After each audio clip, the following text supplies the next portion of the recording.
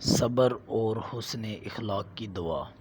ربنا افرغ علینا صبرا وتوفنا مسلمین۔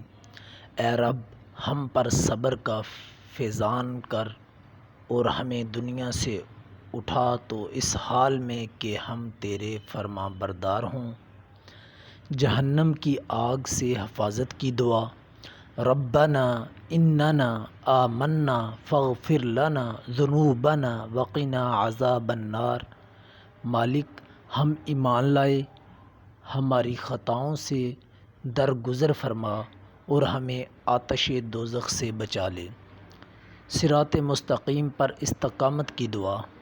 ربنا لا تزغ قلوبنا بعد اذ ہدیتنا وہب لنا من لدنک رحمۃ انک انت الوہاب۔